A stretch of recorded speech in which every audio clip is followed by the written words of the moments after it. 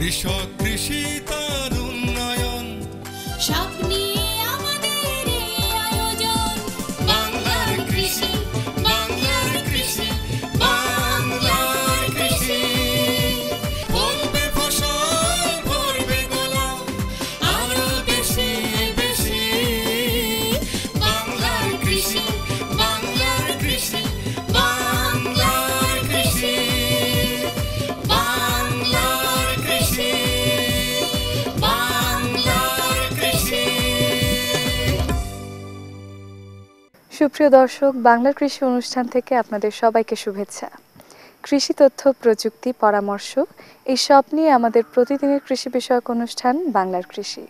কৃষক ভাইরা আমাদের আজকের বাংলার কৃষি অনুষ্ঠানে দেখবেন এ সময় আপনার মাঠ ফসলের করণীয় সম্পর্কে একটি মাঠ প্রতিবেদন, সেই সঙ্গে কৃষি বিষয়ক কিছু গুরুত্বপূর্ণ তথ্য এবং পরামর্শ, আর শেষাংশে থাকছে মৎস্য বিষয়ক প্রতিবেদন। শুরুতেই মাঠ প্রতিবেদন।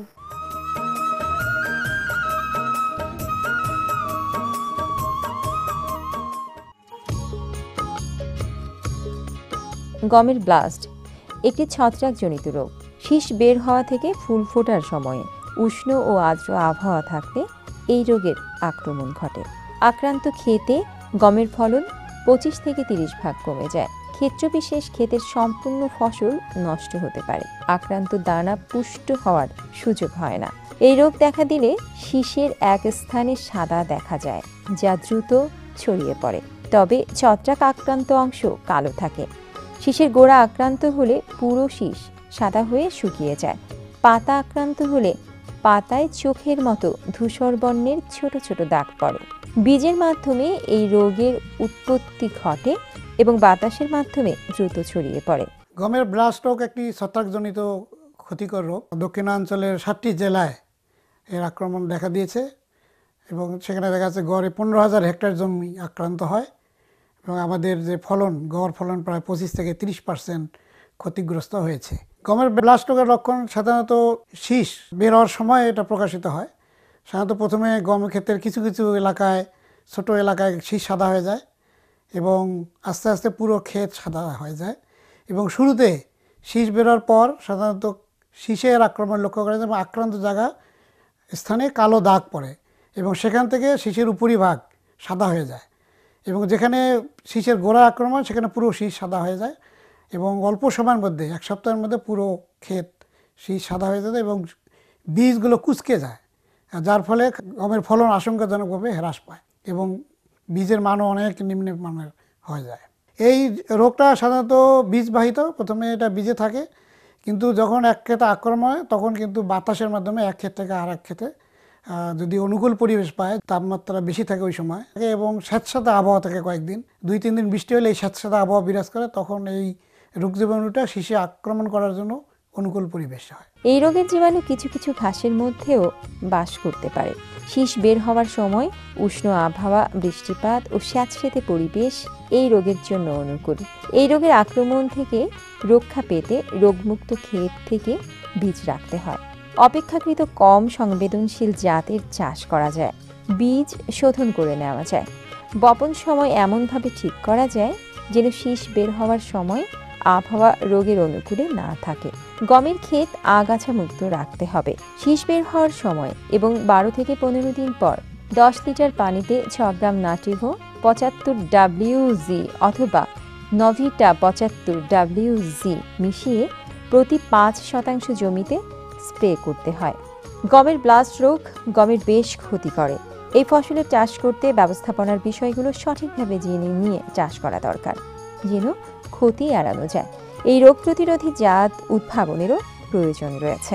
আমাদের প্রত্যাশা এই ব্যাপারে সংশ্লিষ্ট সকলে সচেতন থাকবেন।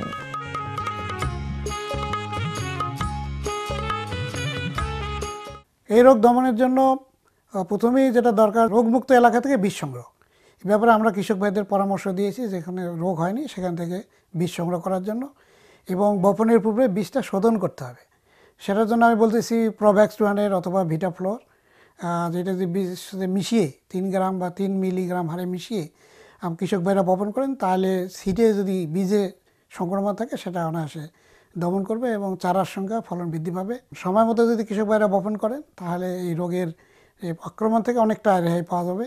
যে সমস্ত কৃষক ভাইরা উপযুক্ত সময় বপন করেছে সেখানে আক্রমণ অনেক কম। কৃষকদের পরামর্শ দিয়েছি যে ক্ষেতটা আগাছামুক্ত রাখা এবং শীষ বেরোয়ার সাথে সাথে প্রতিরোধক ব্যবস্থা হিসেবে ছত্রাকনাশক স্প্রে করা, যেটা আমরা বলতেছি নাটিভো অথবা নবিটা, যেটা 6 গ্রাম হারে 10 লিটার পানিতে মিশিয়ে আমরা যদি শীষ বেরোয়ার সাথে সাথে একবার স্প্রে করি এবং এর 12 থেকে 15 দিন পর আরেকবার স্প্রে করি, তাহলে অনায়াসে এই যে ব্লাস্ট রোগ দমন করা সম্ভব হবে। আতঙ্কিত হওয়ার কিছু নাই, গমের যে ব্লাস্ট রোগ এটা নিয়ন্ত্রণযোগ্য। সেই জন্য আমরা চাষি ভাইদের পরামর্শ দিচ্ছি যে শীষ বেরোয়ার সাথে সাথে অর্থাৎ রোগের আক্রমণ হওয়ার আগেই আমরা যদি এই নাটিভো বা নবিটা স্প্রে করি, তাতে দেখা যাচ্ছে এই রোগটা দমন হবে। আর একটা কৃষক ভাইদের আমরা বলতে চাই যে এই যে ছত্রাকনাশকটা শুধুমাত্র গমের ব্লাস্ট রোগেই দমন করবে না, সাথে সাথে প্রচলিত যে সমস্ত রোগ যেমন পাতার ব্লাইট রোগ, মরিচা রোগ, কালো দাগ ইত্যাদি রোগও দমন করবে এবং আলটিমেটলি কৃষক ভাইদের ফলন শতকরা 10 থেকে 15 ভাগ ফলনও বেশি পাবে এবং বীজের মানও ভালো হবে। তাই এটা কৃষক ভাইদের জন্য লাভজনক হবে। বাংলার কৃষি, বাংলার কৃষি, বাংলার কৃষি। কৃষক ভাইরা দেখছেন বাংলাদেশ টেলিভিশনের প্রতিদিনের কৃষি বিষয়ক অনুষ্ঠান বাংলার কৃষি। এ সময় আপনার মাঠ ফসলের করণীয় সম্পর্কে আপনাদের জানাতেই আমাদের এই বাংলার কৃষি। সঙ্গেই থাকুন এবারে মৎস্য বিষয়ক প্রতিবেদন।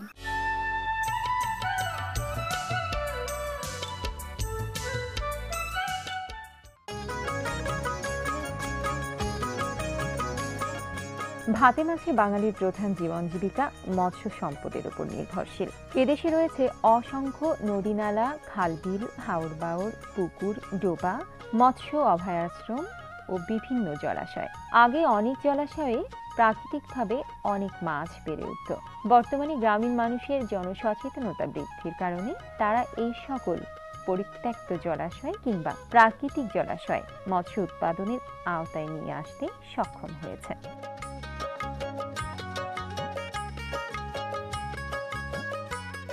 রূপগঞ্জ উপজেলার পড়শি গ্রামের মানুষ তাদের গ্রাম বেষ্টিত একটি জলাশয়ে সমাজবদ্ধ হয়ে মাছ চাষ করছেন।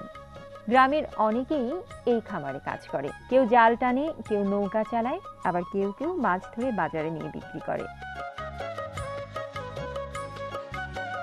তাদের খামারে রুই, কাতলা, ব্রিগেড ও সিলভার কার্প মাছের চাষ হয়। মাছে মাছে ভরে উঠেছে তাদের খামার।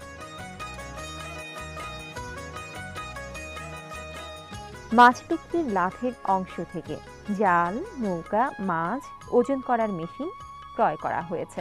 মাছ খামারেই ওজন করা হয়। স্থানীয় দূর দূরান্ত থেকে পাইকার বা মৎস্য ব্যবসায়ী এসে খামার থেকে সরাসরি মাছ কিনে নিয়ে যায়। তাদের জলাশয়ের পোনা খুবই গুণগত মানসম্মত বিধায় খামার থেকেই বিক্রয় হয়। এলাকার অন্যান্য খামারিরা ট্রাকে করে এই পোনা তাদের পুকুরে নিয়ে যায়। সমাজবদ্ধ এই খামারের শেয়ারের লভ্যাংশ গ্রামের সকলেই ভোগ করে থাকে, তবে দুজনকে পরিচালনার পূর্ণ দায়িত্ব দেওয়া হয়েছে।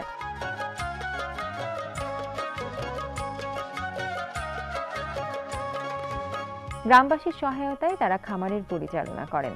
পড়শি গ্রামের মানুষ এই জলাশয়কে পুঁজি করে নিজের ভাগ্য বদলে নিয়েছেন। পড়শি গ্রামের মতো ৬৮,০০০ গ্রামের মানুষ সচেতন হয়ে পুকুর, নালা, ডোবা, বিল, জলাশয়ে মাছ চাষ করে নিজেদের চাহিদা মেটাতে পারে এবং স্বাবলম্বী হয়ে জিডিপিতে অবদান রাখতে পারে। আমার এই খামার দেখে, কাকার এই খামার দেখে আশেপাশে গ্রামে অনেক খামার হয়েছে। আমরা রেনুটা কিনে আনি, রেনুটাই আমরা করি এই জায়গায়। আমরা রেনুটাই না মনে করেন পোনা বিক্রি করি, আমাকে ভালো পোনা হয়। পোনা হওয়ার পরও আমরা মনে করেন প্রতি বছর 200 মন 300 মন পোনা বিক্রি করি। পোনা বিক্রি করে মোটামুটি ভালো আছি, আমরা ভালো লাভবান আছি। আর আমার এই মাছটা নিয়ে যারা যারা খামারে নেয় খুবই ভালো। আমার একটা পাশেই খামার আছে, এই খামার থেকে প্রতি বছরই 100 মন 150 মন মাছ নেয়। হেরা এখান থেকে মাছ নেয় মনে করেন আধা কেজি বা 250 গ্রাম। এই মাছটা হেরা 1 বছর পরেই 3 কেজি 4 কেজি ওজনের মাছটা পায়। আমার এই খামারটা আছে প্রায় 200 বিঘার মতো।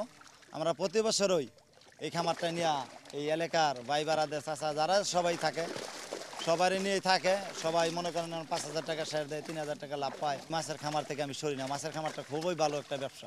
মিঠা পানির মাছ তো খুবই সুস্বাদু বেশি, এই জন্য অনেক জায়গার পার্টি আসে, অনেক জায়গার কাস্টমার ঢাকা থেকে এরা আসে, গাড়ি দিয়ে মাছ কিনে নেয়। আমার এই খামারে মনে করেন অনেক লোক কাজ করে, মনে করেন বেকার থাকতো, অনেক লোক ওখানে বেকার নাই, আমার এই খামারে কাজ করে, আমি নিজেও কাজ করি। বাংলার কৃষি, বাংলার কৃষি, বাংলার কৃষি। কৃষক ভাইরা দেখছেন মৎস্য বিষয়ক প্রতিবেদন, এরই সঙ্গে শেষ করছি আমাদের আজকের বাংলার কৃষি। বাংলার কৃষি আগামীকাল একই সময় প্রচারিত হবে। এছাড়াও আমাদের অনুষ্ঠান সম্পর্কে আপনাদের মতামত আমাদের লিখে পাঠাতে পারেন। আমাদের লিখবার ঠিকানা প্রযোজক বাংলার কৃষি, কক্ষ নং 222, বাংলাদেশ টেলিভিশন, টেলিভিশন ভবন, রামপুরা, ঢাকা। আমাদের ইমেইল নাম্বার banglarkrishi@ais.gov.bt। আমাদের ফেসবুক আইডি বাংলার কৃষি। আপনারা ইচ্ছা করলে আমাদের অনুষ্ঠানটি ইউটিউবেও দেখতে পারেন। কৃষক ভাইয়েরা, আপনাদের সুস্থতা এবং মঙ্গল কামনা করে শেষ করছি আমাদের আজকের বাংলার কৃষি। আল্লাহ হাফেজ। কৃষক কৃষি তার উন্নয়ন স্বপ্ন